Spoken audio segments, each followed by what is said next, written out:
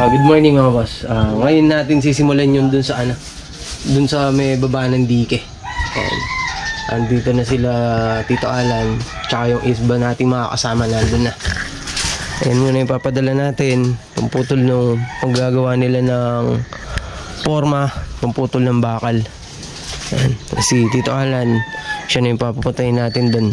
Parang isasakay niya dun sa motor niya. Malapit lang naman dun. Ito na muna tayo dun mga boss, para mapapirma na natin sa kanya yung kontrata na ginawa natin kagabi. Ayan mga boss, nandito na tayo sa paggagawaan natin. Dito na sila Tito Alan. Ayan. Sisimula na tayo. Oo pre. Oo, sandali. Sabi mo ka, punta na buka rin. Ayan mga boss, dito na tayo. Papalinis na muna natin to bago sila magsimula. Siyempre lilinisin muna yan, mga dapat linisin dito. Maglinisin na pa. Alisin lahat yun, pati mga puno-puno na yan, yung mga lahat na makakaistorbo, lilinisin na muna habang naghihintay ng mga materyales. Ayan.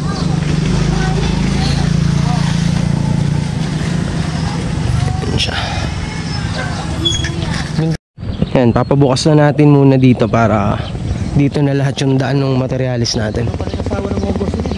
Yan. Lahat ng materialis dito na natin papalagay or dito na natin ibabagsak.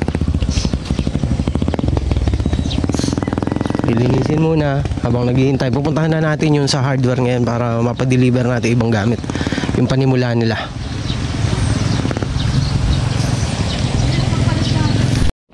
Ayun mga boss, nandito na tayo. Dumaan muna tayo sa may hardware. Nagpa-deliver tayo ng mga materyales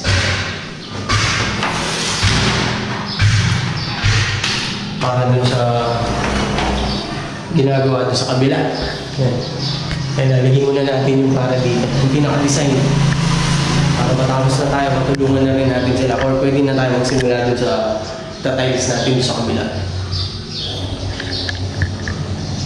Ayan. Trabaho muna tayo mga boss.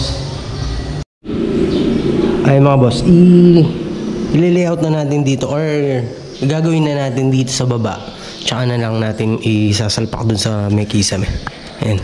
Sabay salpak na natin kagad dito para mabilis na lang kaysa dito natin gawin kahit baba ka pa. Doon na lang sa baba gagawin, ilalagay na lang siya, i-re-rivets na. Kasi Edwin, may mga siwang kasi yung bintana. Pinapamisilyahan na lang natin sa labas para hindi pangit titingnan sa labas. Malaki kasi yung clearance sa pagkakagawa ng wall. Yung pagka-plastering sa header, hindi siya iskwalado. Kaya yun na muna ginagawa niya. Gawin na muna natin tong dito sa baba para isang salpakan na lang siya. Pero yung hardiplex niya, pag nakalagay na yung frame, doon na lang natin ilalagay sa taas.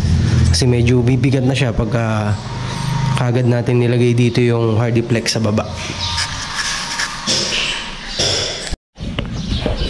Ayun mga boss, pipinturahan na muna ni Edwin yung primer, paprimeran niya, tapos pinapunasan muna natin sa kanya ng vinegar o suka, yan, para mawala ng konti yung galvanize niya.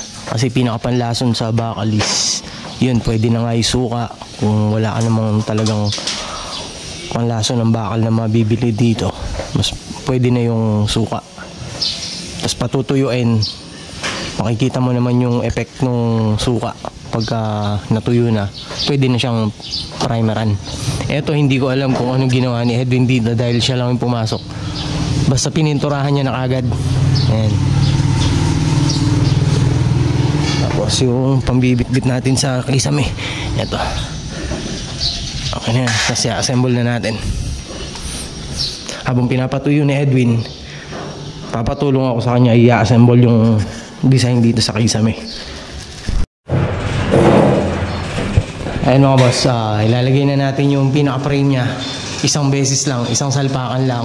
Tapos plywood na. Yun. Lagay muna natin mga boss.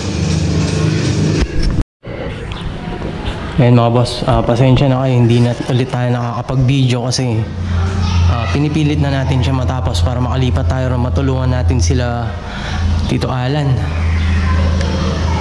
Yan, hindi ko alam kung mga nakapagtrabaho sila na maayos kasi masama yung panahon.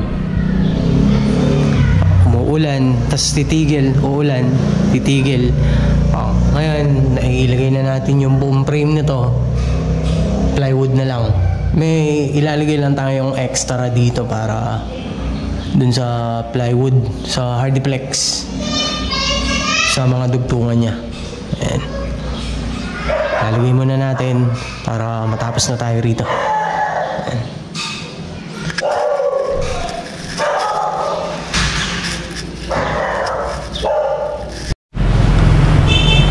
Ayan mga boss, ilalagay na muna tayo ng hardiplex.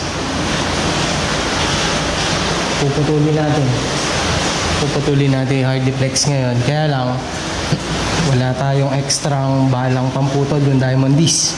Ang gagawin natin pamputol, ano na lang siguro, yung pinaka-cutter natin. Cutter na lang yung gagamitin natin pamputol. Total yung manipis lang naman to, kaya kaya na nito. Natin. Ito siya. Yan. Isasakto mo lang siya sa guhit. Tapos didiin mo lang. Tapos babaliin na lang siya. Pero dapat sure na kumakagat yung pinaka-cutter mo. Yung maano siya, kahit hanggang kalahati man lang or kahit walang kalahati, kahit 1/4 lang nung kapal nito, nung hardiplex natin, tsaka mo baliin. Umuulan, hindi tayo makapaggawa sa labas. Kaya dito na lang natin siya puputulan. Ayan. Malinis naman yung hardiplex natin dito. Kaya walang problema kahit ilatag natin sa tiles. Huwag mo lang siyang ihilahin para hindi magasgas yung tiles. Ngayon mga boss, sakto, nawalan ng kuryente dito sa amin. Dahil nga medyo malakas-lakas yung ulan. Buti may cutter tayo. Yun na lang pinapuputol natin. Ito. Yan, nakapagputol na tayo. Nakapaglagay na rin tayo dito. Ayan, dun sa diretso na yan. Etong isa na to, etong pinutol natin na to, para dito yan. Yan natin ilalagay. Tapos gilid na lang, tatakpan. Lahat ng gilid. Tapos pintura na siya. Wala nang cove light. Basta center light, pin light lang ang meron dito. Ayan. Lagay na muna natin to. Kasi si Edwin, pinapatabi ko lahat nung pwedeng mga mabasang gamit. Kaya nililinis niya muna sa mga gilid-gilid dyan. Ilagay muna natin yun mga boss. Ayan mga boss. Nailagay na rin natin to. Yung side na lang ang wala niya. Tsaka ito. Ang dalawa na to. Pupunta muna tayo sa ginagawa nila Tito Alan sandali. Ayan. Ayan. Punta muna tayo sa ginagawa nila Tito Alan. Tingnan natin kung anong mga natapos nila. Umuulan pa rin hanggang ngayon. Hindi naman siya malakas. Ambon-ambon na lang. Pwede na tayong sumugod sa ulan. Kasi gagabihin na rin tayo. Eto, ganyan din yung design na to. Sa kabila. Pagka natapos. Kaya lang ito, may cove light. Ito wala. Naka-plain lang siyang, sarado siya. Ayan, sarado lahat, pati side niya. Ayan. Punta muna tayo dun, mga boss. Pa-signing ng kontrata. Ayan pala. Ngayon lang isa-sign yung kontrata natin dun. Wala namang problema sa tao. Kasi agree naman siya lahat sa napag-usapan. Ayun mga boss, ngayon lang palang hapon dinala yung mga materialis natin. Kaya sila, walang nagawa. Sayang yung isang araw ng mga tao. Pero bukas, yun, dire-diretso na yan. Pati asintada nun. Kasi sayang yung araw.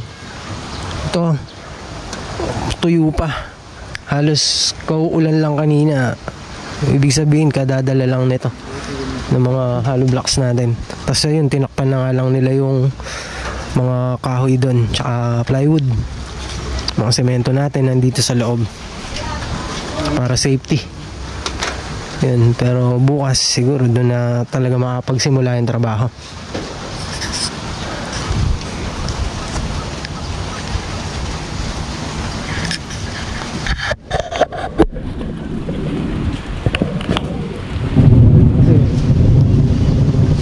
Kanina nga lang pinatanggal natin yung mga nakaharang dito. Sana bukas hindi umulan para makapagdire-diretso ng trabaho. Kasi pag once na umulan ng bandang alas 10, automatic half day buo na. Pagka umulan naman ng bandang alas 3, automatic yun, whole day buo na yun, counted na. And sana bukas wala na ulan.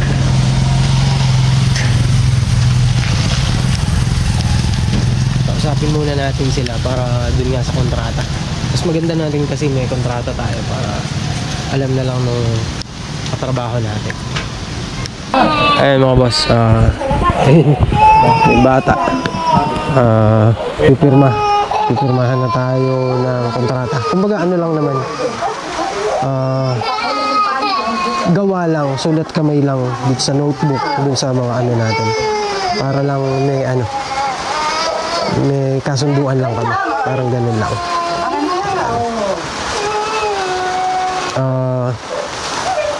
Owner, pwede ba mag-lipstick mo na? Makikita ako sa video ano lang tayo, ang ganyan lang.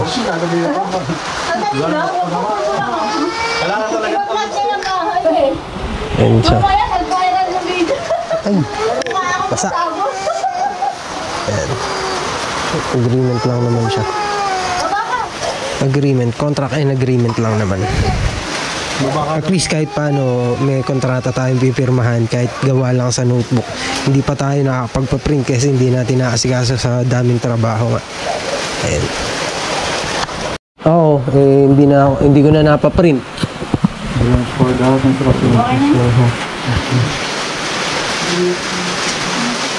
Yun pa rin naman, nabago lang yung sa plastering. Yun pa rin siya. Pirma na lang, tsaka printed name tsaka pirma, tapos pipirmahan ko na lang din. Tulog yan. Such work, concrete walls, beam, flooring, also the plastering flooring, CR kitchen, the scope of work in this project completed in calculation. Yan, sinama mo na yung plastering sa loob, no? Oo, kasama na yan. Hindi ka ba? Pangalan lang naman. Dito na ako nang bahala dun. Pangalan mo tapos po. Pangalan, pirma lang sa taas nun. Ikaw mo na kaya yun. Sige. Tapos ako din pipirma naman dun sa taas. Mamaya, nag-violate ka pa. Pati ako nakulong. Wala yan. Kapapari, magkamag-anak pa no? Wala yan. Pipirma na. Pirma ko na rin to. Pati ako nadamay. Pasmado na ako sa kaka-welding. Ayan. English Tapos witness ka na lang. Yan. Yun, pagandahan ng mga pirma ya. Sa akin lang yung pangit O paano? Boss, bukas ipapag-anahin ko na lang mga kasama natin. Okay. Salamat. Tapos natin. Oo, sana wag na umulan bukas. Ayun mga boss, nandito na tayo sa bahay. Alam, medyo wala akong kuryente, hindi tayo mapag-edit agad. Buti hindi tayo inabutan ng medyo malakas na ulan. Basa na tayo. Bukas na lang mga boss. Gabi na rin, wala na tayong magagawa ngayong araw. Bukas na lang po. Thank you.